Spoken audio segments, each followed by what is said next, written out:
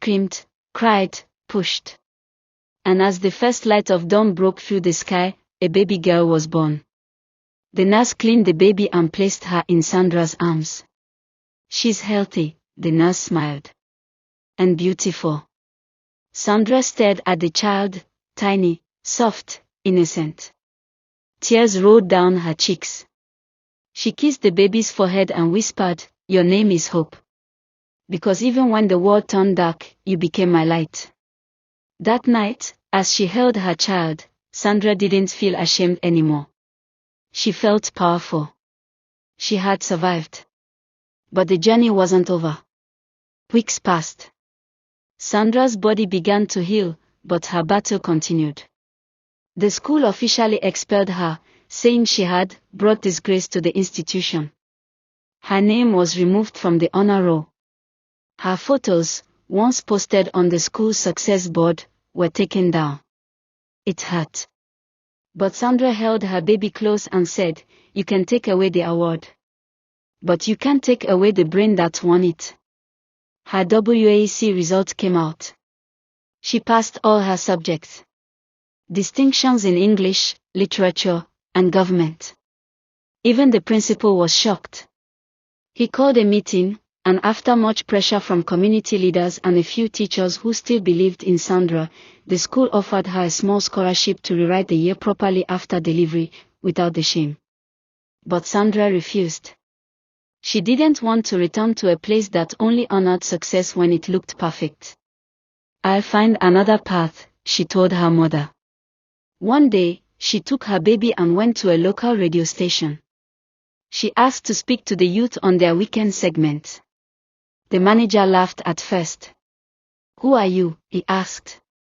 Sandra stood tall and said, "I'm the girl who got pregnant and still passed WAC. I want to tell others that it's not the end." The manager blinked. Then nodded. "Okay," he said. 5 minutes. Let's hear you." Sandra stepped in front of the mic, her baby sleeping on her lap. She took a deep breath and began. "My name is Sandra. I was once the smartest girl in my school. Then I fell. I made a mistake. But I didn't let that be the end. I want every girl listening to know, your life is not over because of one wrong step. Your value is not tied to your shame. You can still rise." That day, the station phone lines rang non-stop. People called to say how moved they were. Some cried on air. Others begged to meet her. A few mothers came to her house to thank her personally.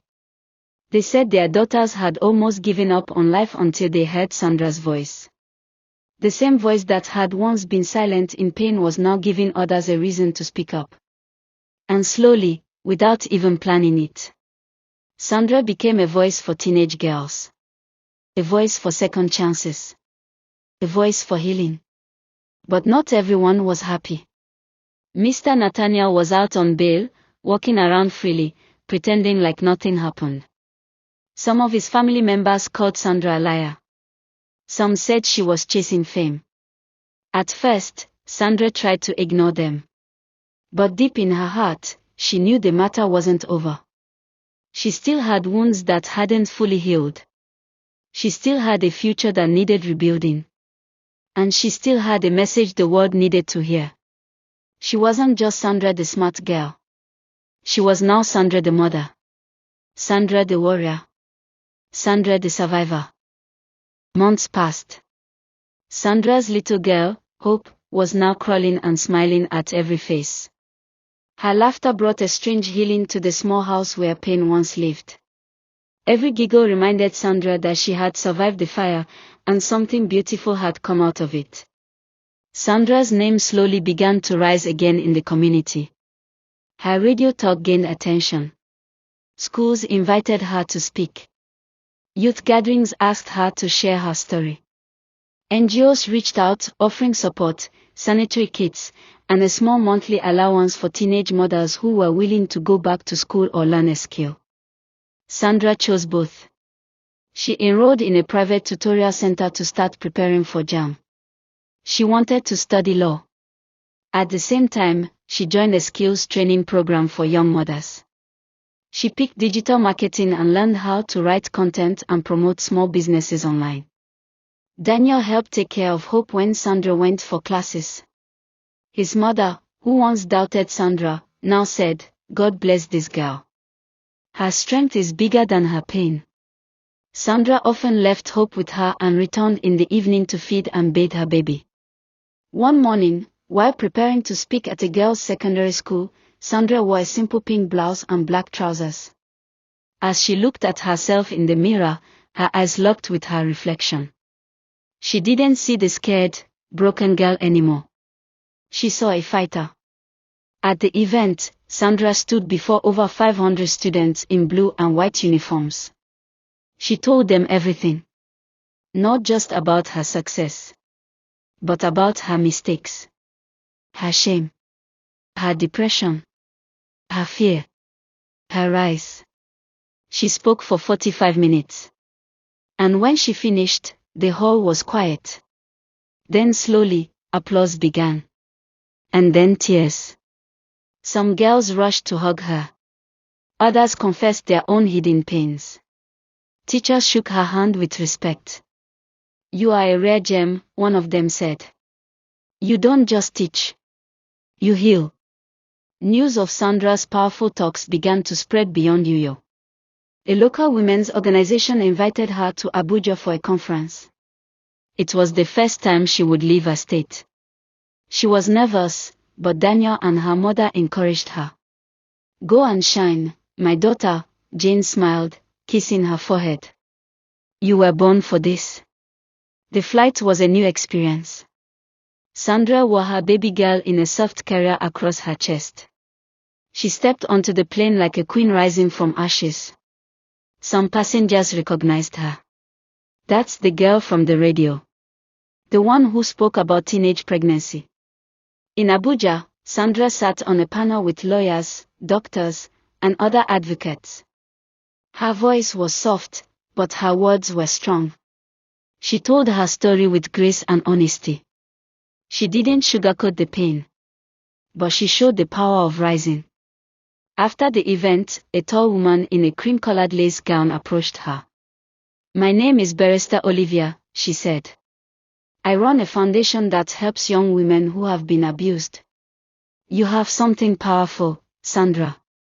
Would you like to work with us as a youth ambassador?" Sandra's eyes widened. "Me? Yes. You may not have a law degree yet, but you speak with more truth than some lawyers I know." Sandra held back tears and nodded. Back home, the tides had changed. People now greeted Jane with respect. The same neighbors who once mocked Sandra now told their daughters, "Learn from her." She turned her shame into power. Even Amanda, her old best friend, returned. "I was weak," she said, crying. "I didn't stand by you when you needed me. I'm sorry." Sandra forgave her. "We were all young," she said. "But life teaches us in different ways." Amanda now helped babysit Hope and sometimes went with Sandra to her community outreaches. Sandra had become a role model not just for girls, but for mothers too. She started a small WhatsApp group called Rise Girls, where girls from different parts of Nigeria could join, share their struggles, and get encouragement. It grew fast. Within 3 months, there were over 300 girls in it. Some were pregnant. Some had been assaulted. Some had lost hope. Sandra messaged each one personally. She created videos, voice notes, and Bible reflections.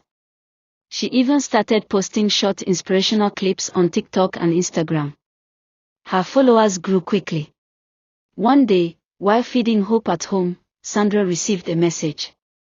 It was from a lady in Lagos. "I almost took my life after I got pregnant by my uncle. But your story stopped me. I decided to keep the baby. You gave me courage. Thank you." Sandra cried that night. Not tears of pain, but of purpose. The girl who once wanted to disappear was now helping others live. But life wasn't done testing her. One afternoon, while returning from the market, Sandra saw Mr. Nathaniel walking freely on the street. He wore a white kaftan and dark glasses, holding his phone confidently. When he saw her, he smirked and said quietly, "Still parading yourself as a victim." Sandra froze. Memories hit her chest like stones. But instead of walking away, she stood her ground. "No. I'm no longer a victim," she said, calmly. "I'm the woman you thought you broke." He laughed and walked away. That night, Sandra sat with her mother and said, "I want to take this case back to court. Not just for me, but for every girl like me." Jane looked at her daughter, now glowing with strength, and nodded. "Then we will fight. This time, with everything we've got." The day Sandra returned to court was the day the city of Uyo went quiet again. News had spread like wildfire. The girl who got pregnant for her teacher is taking him back to court. But this time, she wasn't just a broken student. She was a woman on a mission. Her voice now echoed beyond school walls. Sandra had teamed up with barrister Olivia's foundation and a new set of bold female lawyers who took her case pro bono. They believed in her story. They believed in her truth. And most importantly, they believed in justice. People came out in large numbers. Women, mothers, teenage girls, NGOs, news reporters. Sandra entered the courtroom, holding her daughter in one arm and her truth in the other. Hope, now a beautiful, chubby toddler with the same eyes as Sandra, looked around curiously. Her presence was not a mistake, it was a reminder. A reminder of pain. A reminder of survival. A reminder of why Sandra fought. The courtroom was tense. Mr. Nathaniel sat on the other side, still arrogant. Still pretending. His lawyers tried to discredit Sandra. They said she was too emotionally unstable to remember things clearly. They said she probably wanted attention or gave consent. But Sandra stood her ground. She spoke clearly. Boldly. Not just for herself, but for every girl who was ever silenced. She showed her school records, medical reports, audio recordings, chat screenshots. She read out the letters he sent her. Her voice shook, but she never stopped. "This is not about revenge," she said, looking straight at the judge. "It's about truth. And teaching men like him that young girls are not prey." Gasps filled the room. Tears rolled down cheeks. Even the judge leaned forward. Sandra's lawyers called two former students who had also been approached inappropriately by Mr. Nathaniel but had been too scared to speak until now. "I was only 15 when he told me I was too beautiful to be in secondary school," one girl confessed. "But I ran." The second girl wept as she spoke. "I always thought I was imagining things. But when I heard Sandra's story, I knew I had to speak up too." Mr. Nathaniel's face changed. The smirk disappeared. Days later, the final ruling came. The judge declared Mr. Nathaniel guilty of abuse of power, defilement of a minor, and psychological harm. He was sentenced to 18 years in prison with hard labor. The courtroom erupted in quiet applause. Sandra's lawyers hugged her. Her mother broke down in tears. Justice had finally been served. But Sandra didn't stop there. She started a new initiative called Her Name Is Not Shame, focused on rescuing, empowering, and rehabilitating girls who had been sexually abused, bullied, or rejected. She went back to the same school that once expelled her, not as a student, but as a guest speaker. When she entered the assembly hall, students stood up on their own and began clapping. The principal, who once took her name off the honor board, offered her a framed portrait of herself as an ambassador of courage. Sandra smiled and took the mic. "I was once you. I sat where you're sitting. I was the girl they laughed at. The girl they said had thrown her future away. But today, I stand here not because I didn't fall, but because I got back up." The whole school clapped. Tears flowed. Some teachers cried too. And for the first time, Sandra forgave herself fully. Years later, Sandra graduated from the university with a degree in law. Her mother, Jane, wore a purple lace wrapper, dancing barefoot at the graduation party. Hope, now 6 years old, wore a tiny graduation gown too, waving proudly at her mother from the crowd. Sandra didn't just pass. She was the best graduating student in her department. News channels interviewed her. Her story was featured in newspapers and on blogs.